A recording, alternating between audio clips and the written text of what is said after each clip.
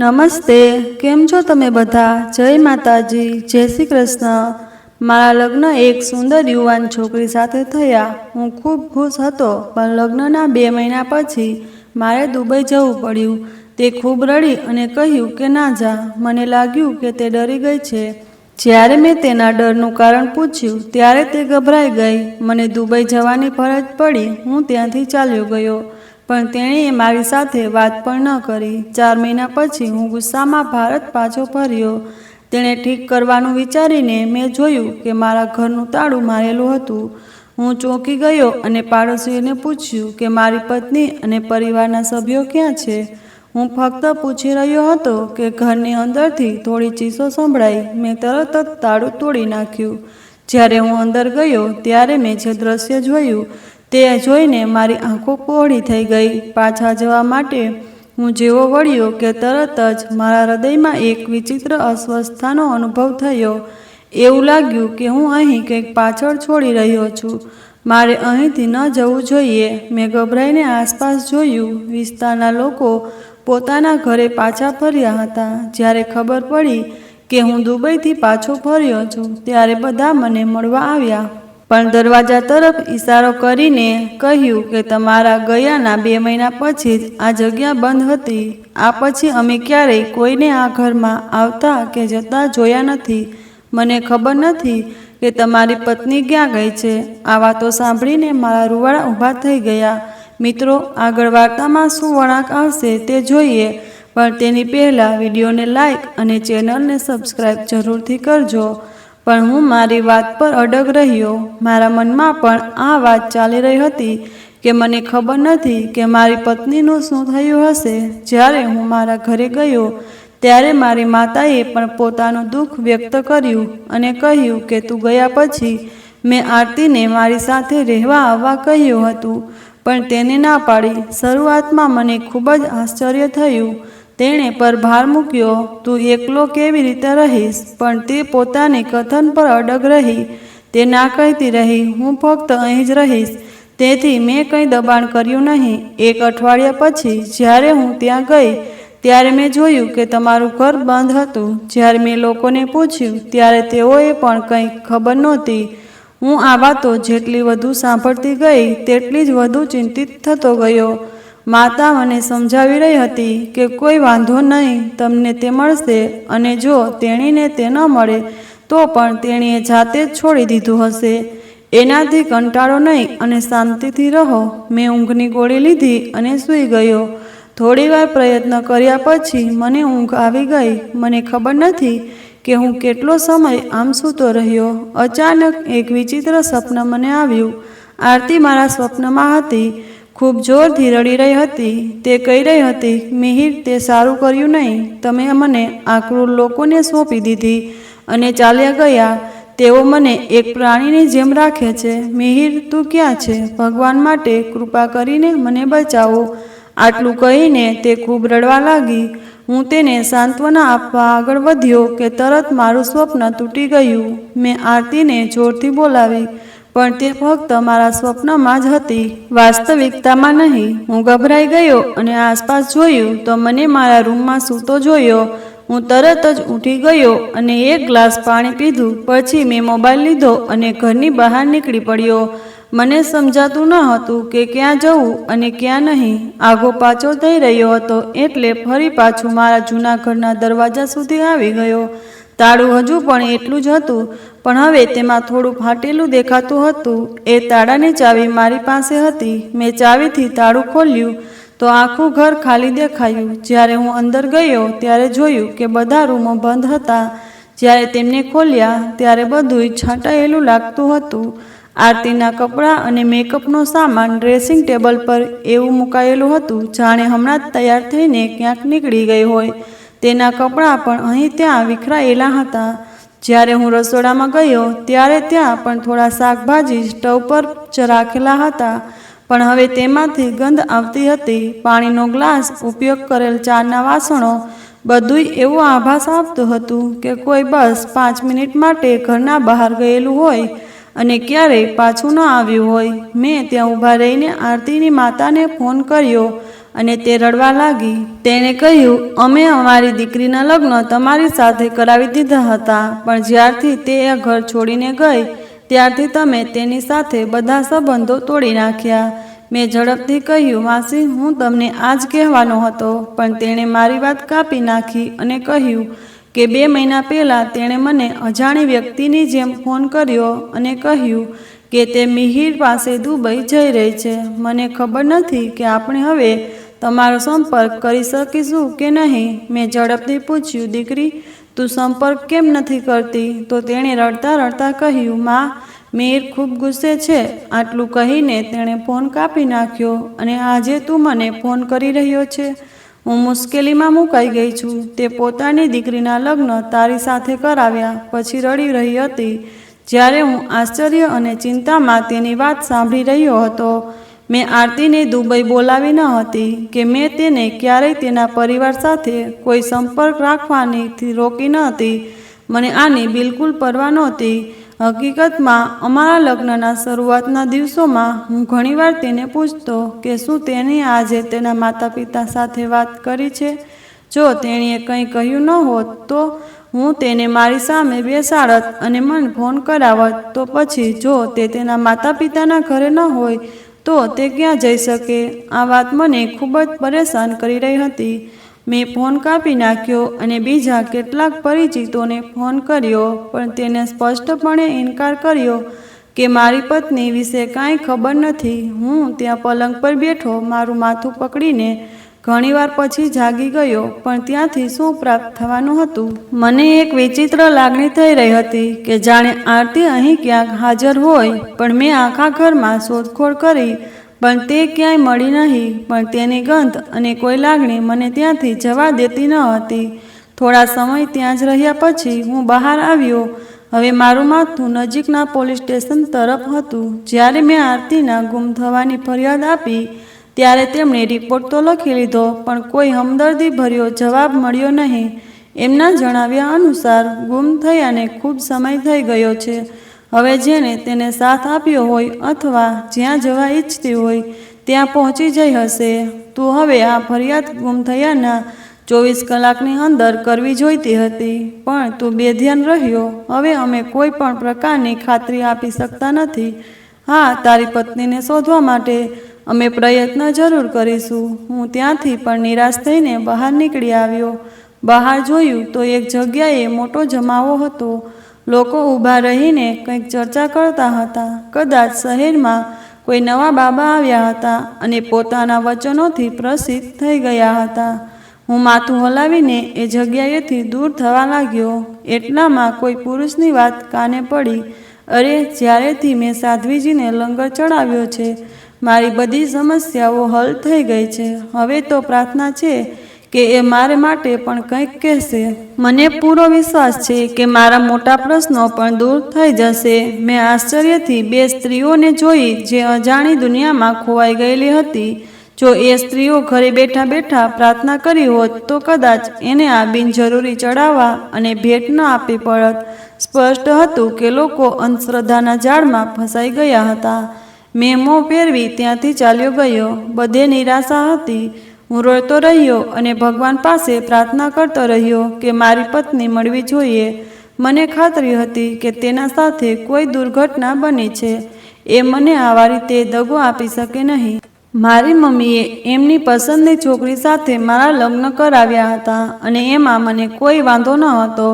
લગ્ન પછી તરત જ મને દુબઈમાં નોકરી મળી. જ્યારે મમ્મીને આ ખબર પડી ત્યારે એ ખૂબ ખુશ થઈ, પણ આરતી રડવા લાગી. મેં એને શાંત આપી ત્યારે એ ધીમે ધીમે બોલી, મને તારા વિના નથી રહેવું. તું મને છોડીને ના જા.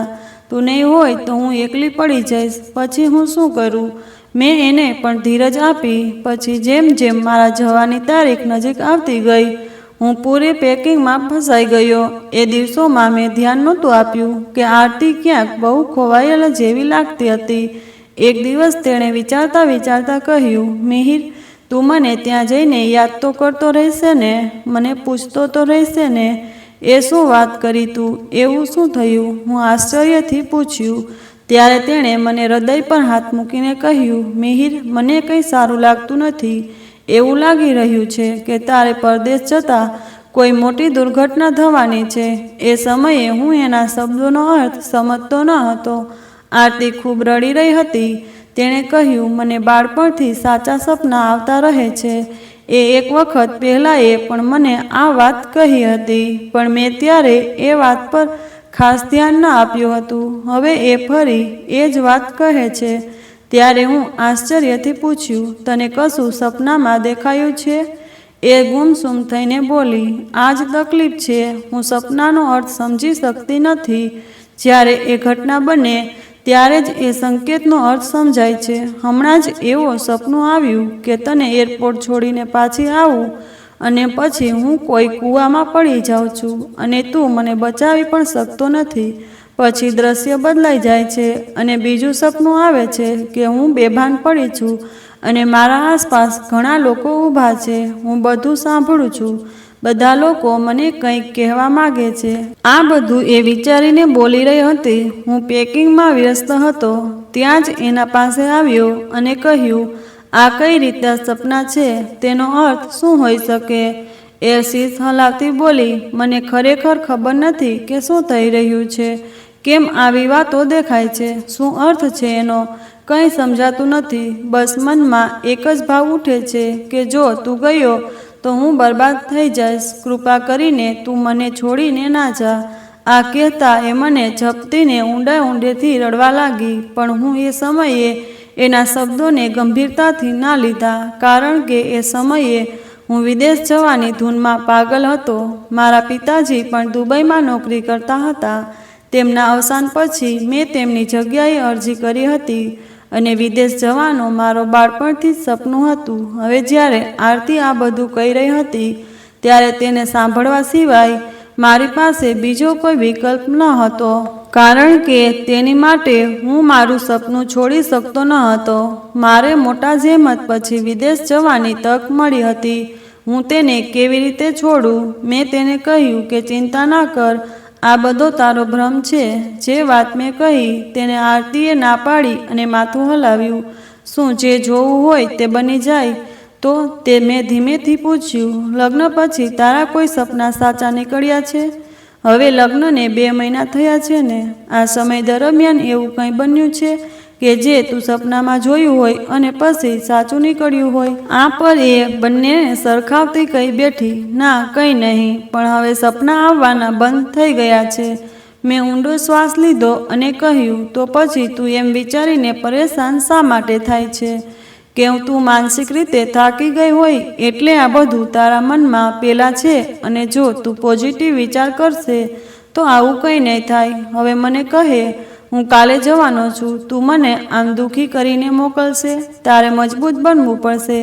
મારી પાછું ન આવું ત્યાં સુધી તારે બધું એકલાએ જ સહન કરવું પડશે. સમજાઈ રહ્યું છે? તેને હા પાડી. લગ્ન પછી અમને મમ્મીએ અલગ કરી દીધા હતા. મારા મોટા ભાઈને પણ અલગ ઘર આપેલું અને મને પણ. મમ્મીએ નક્કી કર્યું કે આગળ જઈને કોઈ ઝઘડો ન થાય એ માટે બધાએ અલગ રહેવું જોઈએ, જેથી ખુશી કે તહેવાર આવે ત્યારે બધાએ મળી શકાય. મેં સમજાવ્યું ત્યારે આરતી શાંત થઈ ગઈ. બીજા દિવસે આખો પરિવાર મને એરપોર્ટ છોડવા માટે આવ્યો. આખા રસ્તે હું આરતીને જોઈ રહ્યો હતો. તે હજી પણ ઉદાસ અને તણાવમાં લાગતી હતી. રાત્રે જ્યારે મેં તેને થોડી શાંતિ આપી હતી ત્યારે જે અશાંત ચહેરો હતો તે હવે નહોતી. તે વારંવાર મારી તરફ જુએ અને કંઈક કહેવા માગે એમ લાગતું હતું, પણ પછી ચૂપ રહી જાય. પણ મેં તેનું એ ગભરાવું એ સમયે સૌમ્યતાથી અવગણ્યું, કેમ કે એ સમયે મારું આખું ધ્યાન માત્ર વિદેશ જવા પર હતું. મને લાગ્યું કે ત્યાં જઈને અમારું જીવન સંપૂર્ણપણે બદલાઈ જશે. કાશ કે એ સમયે હું થોભી ગયો હોત અને મારી પત્નીના સપનાને સમજવાનો પ્રયત્ન કર્યો હોત, તો આજે મારી પત્ની મારા ઘરમાં હોત. એ ભગવાન, હવે શું કરું? ક્યાં જાઉં? લગભગ 1 અઠવાડિયું વીતી ગયું અને આખું અઠવાડિયું હું ગંભીર માનસિક તણાવમાં જ રહેલો. ત્યાં પણ આરતી સાથે મારી વાતચીત મહિને એકાદ વાર થતી. ત્યારબાદ તો તેનો ફોન અને નંબર બંને બંધ થઈ ગયા. વોટ્સએપ પર પણ ઓનલાઈન આવતી ન હતી.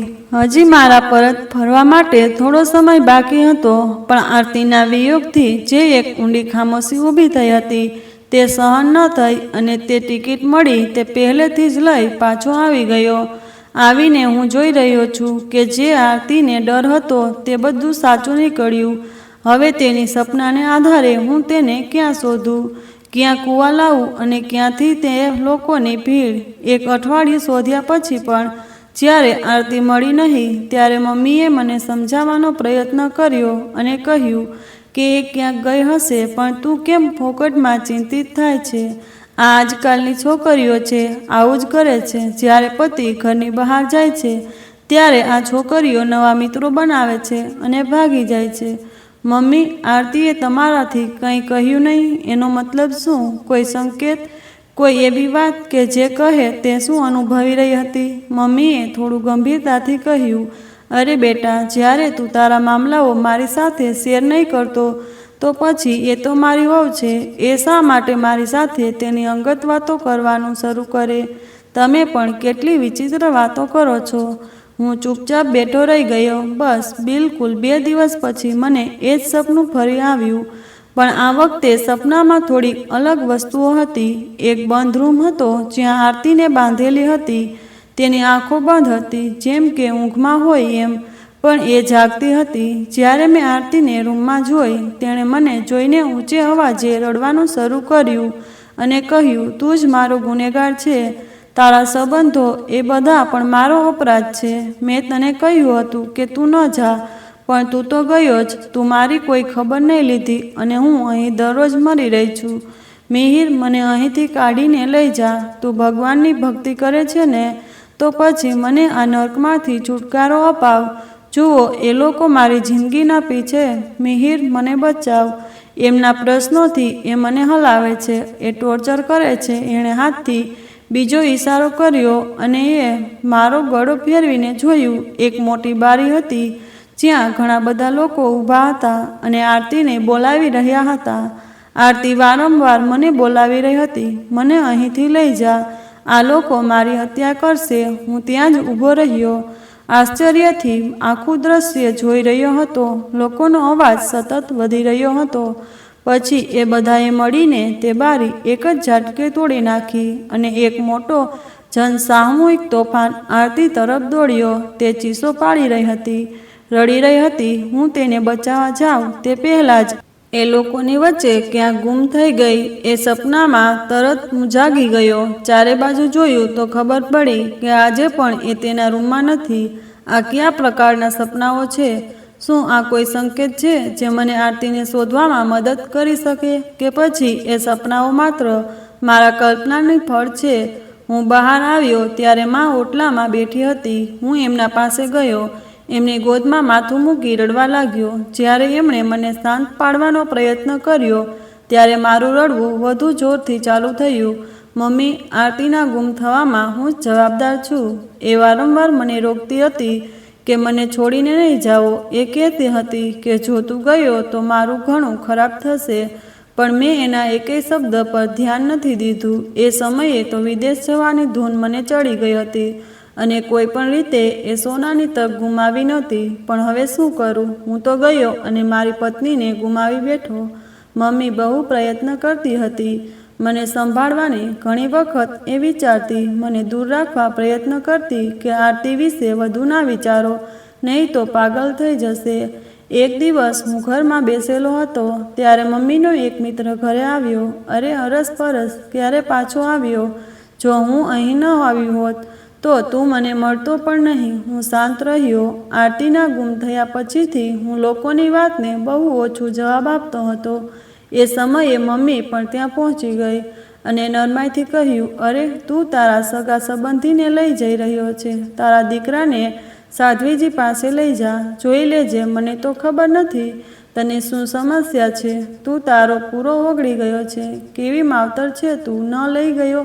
એ સ્ત્રી એ જ સમયે મને જોયું અને દુઃખ સાથે માથું હલાવવાનું શરૂ કર્યું. કહો બેટા, તું સાધ્વીજી પાસે ગયો કે નહીં? અરે ભગવાન પર તો એમનો બહુ વિશ્વાસ છે. એમના ખૂબ ચમત્કાર છે. જે પણ વ્યક્તિ પોતાની સમસ્યા લઈને તેના પાસે જાય એને તરત જ કોઈ સ્વપ્ન આપીને તેનો ઉકેલ કહી દે. મને આવા બધામાં ક્યારે વિશ્વાસ ન હતો. મેં સ્પષ્ટપણે કહી દીધું કે મને આ બધું બિલકુલ પસંદ નથી.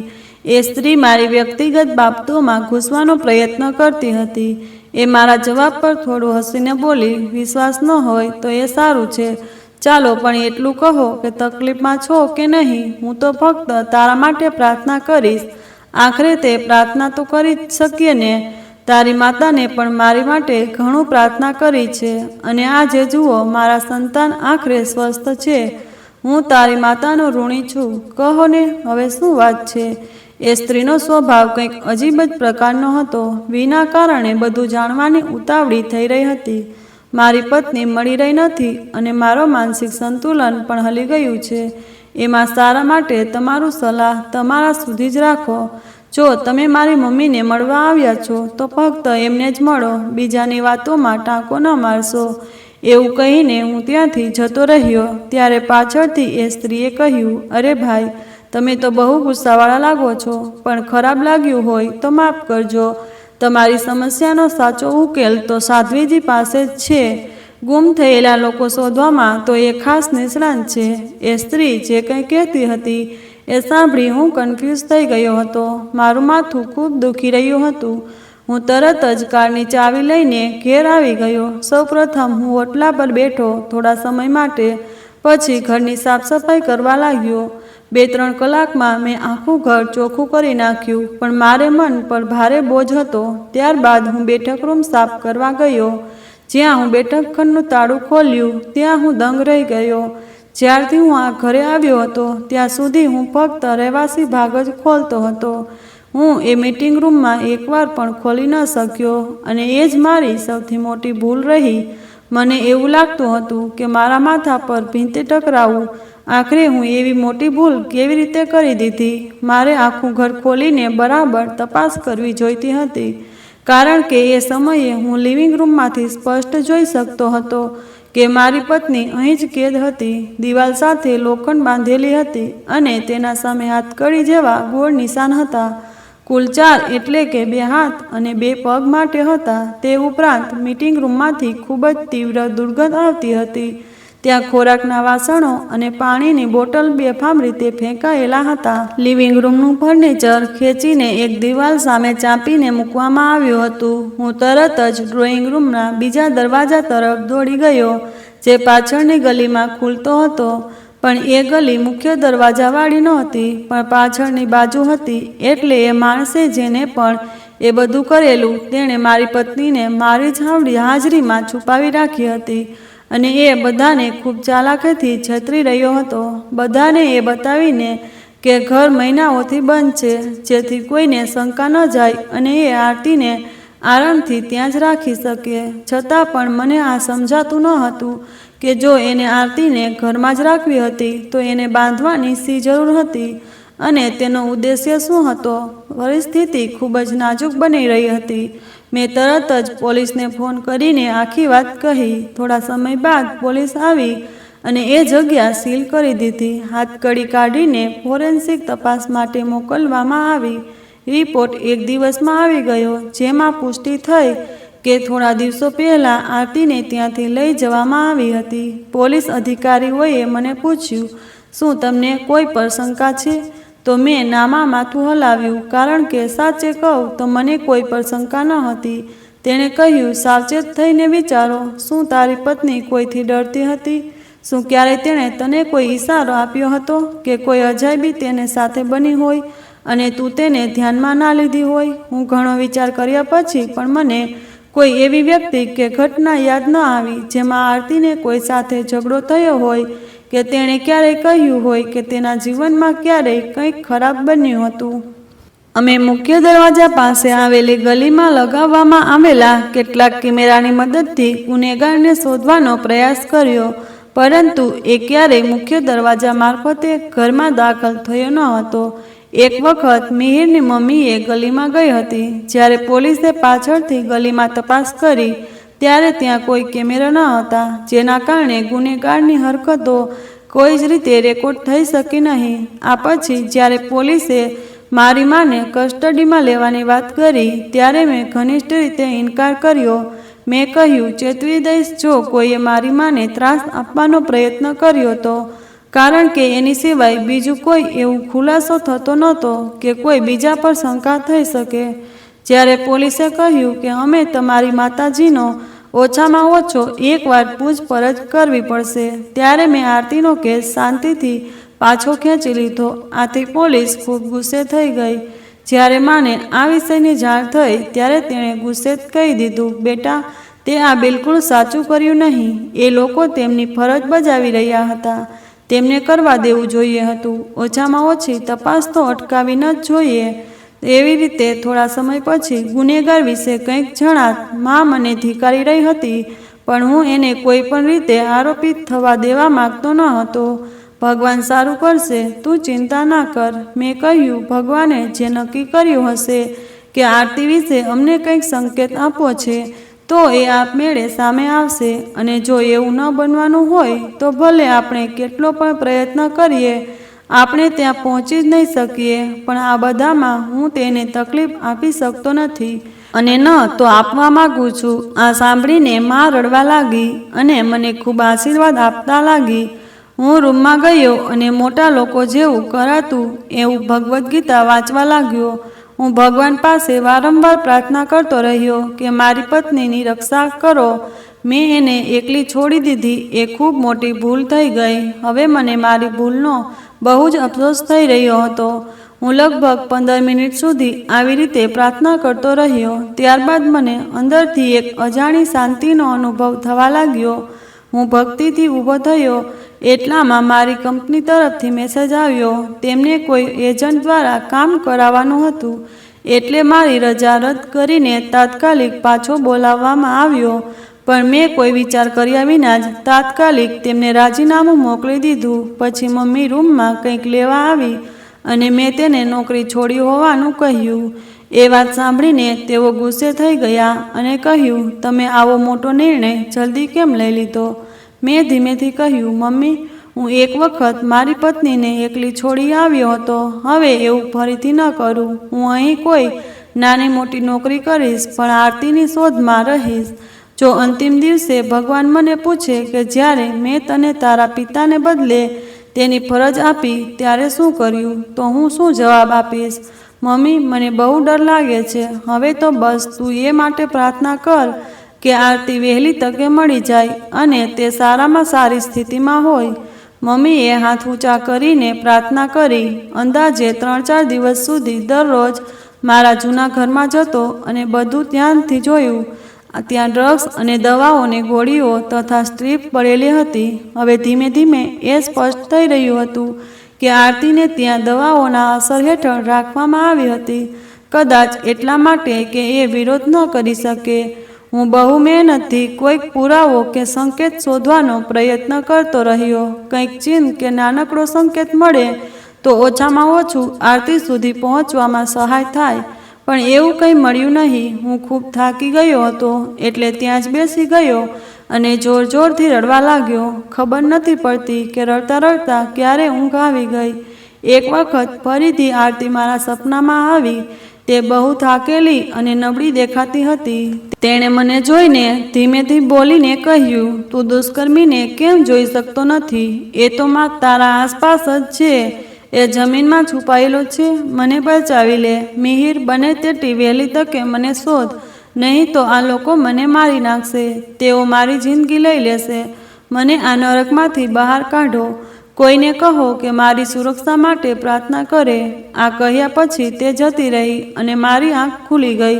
હું તો ફક્ત જમીન પર પડ્યો હતો. હવે હું ઊભો થયો અને છત તરફ જોવા લાગ્યો. આરતી ઈચ્છતી હતી કે હું એને શોધું, એટલે કે જેમણે તેને છુપાવી છે તેમને ખબર છે કે હું તેને શોધી રહ્યો છું. જો હું વહેલી તકે મારી પત્નીને શોધી ન શક્યો તો તેઓ ખરેખર તેને મારી નાખશે. એ જ કારણે તે સપનામાં એટલી વ્યાકુળ લાગી હતી. એ ભગવાન, હવે શું કરું? મને કોઈ રસ્તો બતાવો, કંઈ સમજ આપો, મારું માર્ગદર્શન કરો, જેથી હું મારી પત્નીને શોધી શકું. આવું જ પ્રાર્થના કરતાં કરતાં મેં ઘરના બધા રૂમ લોક કરી અને બહાર આવી ગયો. હું કોલોનીની બહાર જ આવ્યો હતો કે મને આરતીની એક ફ્રેન્ડ મળી. મને જોઈને તે તરત આરતી વિશે પૂછવા લાગી. મેં તેને પૂછ્યું, તમે આરતીને મળ્યા નથી? તો તેણે શરમાતા કહ્યું, ભાઈ, તમારી વિવાહ પછી મારી પણ લગ્ન થઈ ગયા હતા અને હું વિદેશ ચાલી ગઈ હતી. હમણાં જ મળીશ એમ મળવા આવી છું. હું તમારા ઘરે પણ ગઈ હતી એ માણસની સાથે, પણ થોડું કામ હતું જેથી ત્યાં અટકાઈ ગઈ. જ્યારે હું તમારી તરફ આવી રહી હતી તો મેં દુઃખભરી અવાજમાં કહ્યું, નહીં સોનલ, એ હવે જરૂરી નથી. તે આશ્ચર્યથી મને જોઈને બોલી, શું થયું ભાઈ, બધું ઠીક છે ને? તમે બહુ ચિંતામાં લાગો છો. આરતી ઠીક છે ને? અને કાકીની તબિયત કેવી છે? હું ભીના નયનોથી માથું હલાવ્યું અને પોતાને સંભાળીને કહ્યું, સોનલ, આરતી ગુમ થઈ ગઈ છે, મળી રહી નથી. હે? કેવી રીતે ગુમ થઈ ગઈ? આરતી તો નાની છોકરી નથી કે અચાનક ગુમ થઈ જાય. ક્યાંક પાડોશમાં જ ગઈ હશે અને પાછી આવી જશે. તેનું આમ કહેવું હતું કે મારી આંખોમાંથી આંસુ આપોઆપ વહી નીકળ્યા, જેને મેં ક્રૂરતાથી પીંછી નાખ્યા અને કહ્યું, ના, તારી ભાભી ગુમ નથી થઈ. એને ગાયબ થઈએ લગભગ 2 મહિના થઈ ગયા છે. પછી મેં ત્યાં ઊભા રહીને સોનલને આખી વાત ટૂંકમાં કહી આપી. તે દુઃખથી કંઈ બોલી શકી નહીં. ત્યારબાદ મેં કહ્યું, સોનલ, તું આરતીની સાથીદાર હતી. શું તું મારી મદદ કરી શકે? મેં પૂછતા જ તેણે તરત જ કહ્યું, હા ભાઈ, તમે કહો, હું તમારે દરેક રીતે મદદ કરવા તૈયાર છું. મને વિશ્વાસ જ નથી થતો કે એ હસમુખી નાની આરતી અચાનક ગુમ થઈ શકે. માઈ, હું શું ભાભીએ ક્યારેય તમારા લગ્ન પહેલાં કે પછી કંઈ કહેલું હતું માને કે કોઈ ઝઘડો થયો હોય કે કોઈ એને તકલીફ આપતું હોય કે કંઈ પણ, કોઈ નાની પણ વાત જો એણે કંઈ કહેલું હોય તો ભગવાનનું નામ લઈને કહેજે, કૃપા કરીને કહે. તેણે થોડીવાર વિચાર્યું અને પછી કહ્યું, હા, એમણે કહેલું તો હતું, પણ જો હું કહું તો તમારું મન દુભાઈ શકે. મને નથી લાગતું કે મને આ બાબત પર આપ સાથે વાત કરવી જોઈએ. મેં તરત જ કહ્યું, ચિંતા જેવું કાંઈ નથી. જે પણ છે તે ખુલ્લે આમ કહેજે. હું બધું સાંભળવા તૈયાર છું. મારા માટે નહીં, પણ ભગવાનના નામે મને કોઈ સંકેત તો આપ, જેથી હું મારી પત્ની સુધી પહોંચી શકું. ખબર નથી કે તે કઈ હાલતમાં હશે. ભાઈ, માફ કરશો, પણ એકવાર આરતીએ કહેલું હતું કે આંટીને તેના પ્રત્યેનો વ્યવહાર સારો ન હતો. મેં વચ્ચે અટકાવતા જ કહ્યું, માતાનું વર્તન કેમ ખરાબ હશે? માતાએ તો શરૂઆતથી જ અમને અલગ રાખ્યા હતા. પછી જ્યારે આરતી અલગ ઘરમાં રહેતી હતી ત્યારે માં એને શા માટે તકલીફ આપશે? એણે ધીમેથી કહ્યું, એટલા માટે તો હું તમને કહેવા માંગતી ન હતી, કારણ કે એ તમારી માં છે. કોઈ પણ વ્યક્તિ પોતાની માતા વિશે કંઈ ખરાબ સાંભળી શકે એમ નથી. તમે હો કે હું, તમે મને બીજું કંઈ પૂછો તો બસ આ એક જ વાત મને યાદ આવી. આ સિવાય આરતીનો કોઈ સાથે ઝઘડો થયો હોય કે કોઈ નજીકની મિત્ર હોય એવું યાદ નથી. એવું કંઈ ક્યારેય થયું હોય તો યાદ નથી આવતું. આ કહેતા તે ચૂપ થઈ ગઈ. મેં તરત જ કહ્યું, ના, શું વાત હતી એ કહો. મને ચોક્કસ યાદ નથી, પણ એને કહેલું કે આંટી એને ચીડવતી હતી. એણે આ પણ કહેલું કે તને સાચા સપનાઓ આવે છે. આથી તો મેં તને વહુ બનાવી હતી કે તું અમને કંઈક રસ્તો બતાવી શકે. આંટી તેને જબરદસ્તી કરતી હતી. ક્યારેક એને કોઈ સમસ્યા કહીને તો ક્યારેક કોઈ મિત્ર કે રિશ્તેદારનું નામ લઈ અને એની સમસ્યાનો ઉકેલ પૂછતી હતી. આરતી હંમેશા કહેતી કે મને સપનામાં કંઈ દેખાતું નથી. એ કહેતી કે આ મારા વશમાં નથી, પણ આંટી કહેતી કે તું ઇનકાર કરી રહી છે, જ્યારે કે તું બધું જોઈ શકે છે, તારે ભવિષ્ય પણ દેખાય છે, જ્યારે હકીકત તો એવી ન હતી. હું આરતીને બાળપણથી જાણું છું. એને ખૂબ જ દુર્લભ વખતમાં સાચા સપના આવતા. એણે બસ આ એક જ વાત મને કહી હતી આંટી વિશે.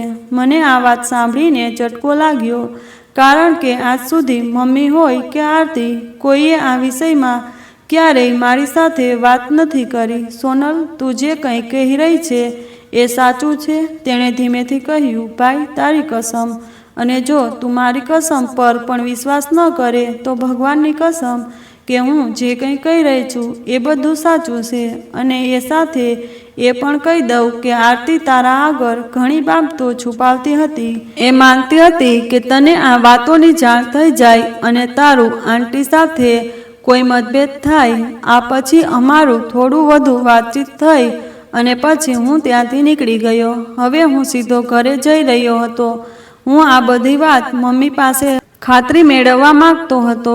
સોનલે તો કસમ ખાધી હતી, પણ મારા મનને શાંતિ નહીં મળે જ્યાં સુધી હું મારી માતા પાસેથી આ બધું જાણી નહીં લઉં.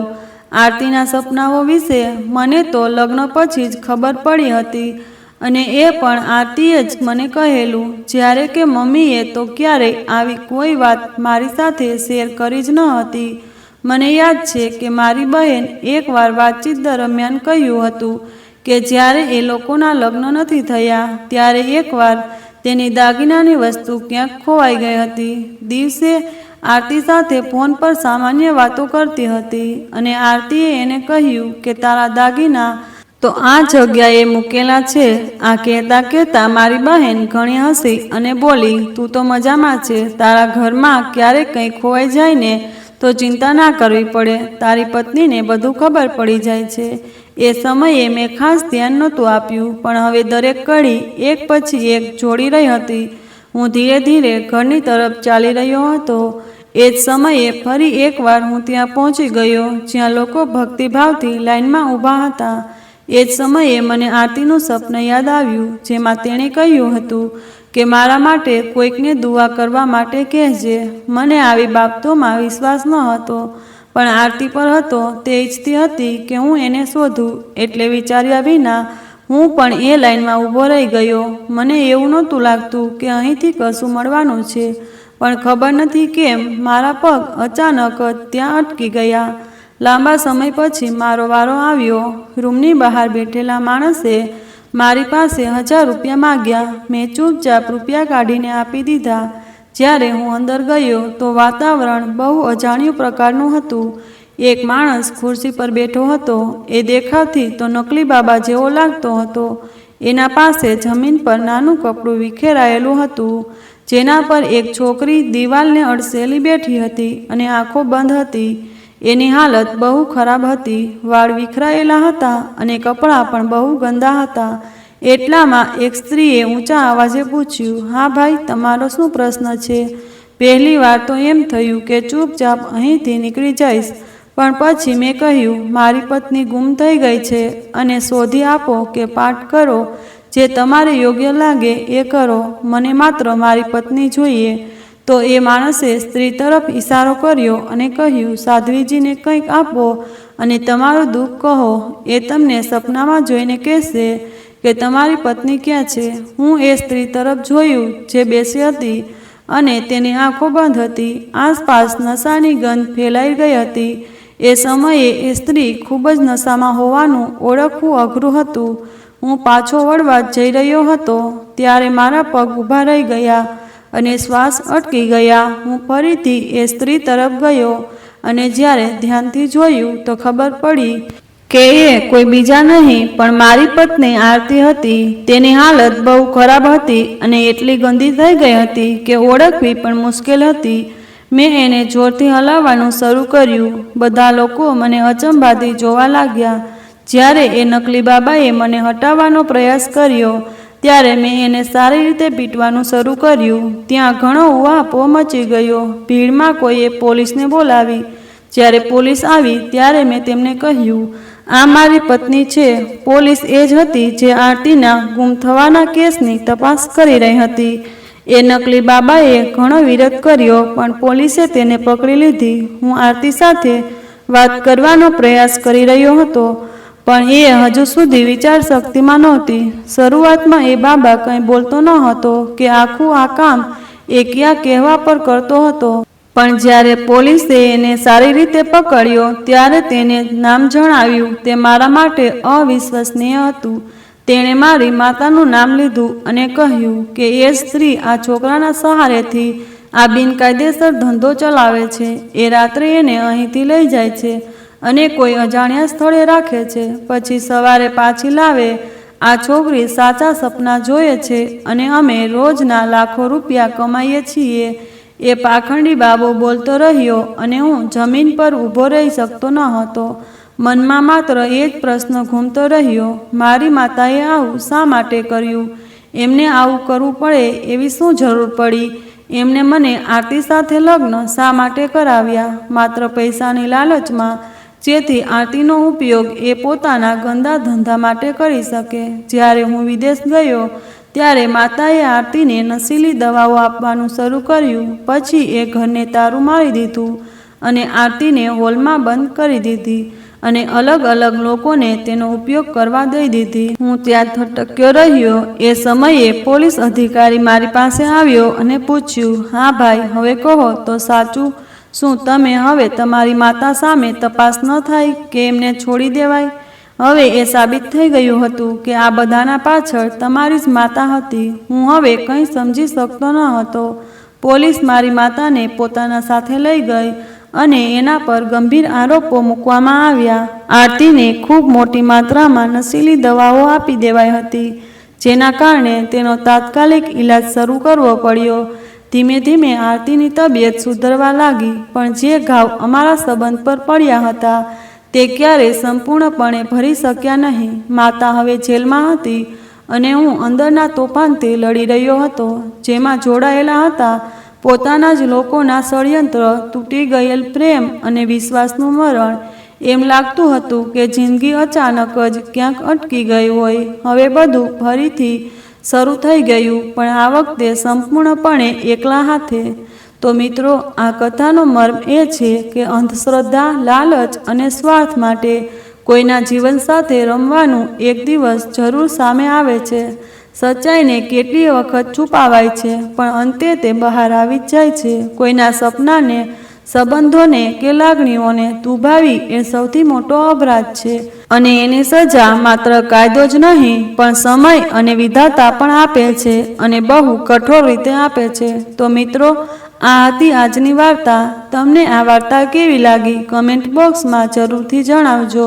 જો તમને વાર્તા ગમી હોય તો વિડીયોને લાઈક કરો અને ચેનલને સબસ્ક્રાઈબ કરો। સાથે સાથે બેલ આઇકન પર ક્લિક કરો અને એને ઓલ પર સેટ કરો, જેથી નવો વિડીયો આવે ત્યારે તરત નોટિફિકેશન મળી જાય। આભાર। જય માતાજી।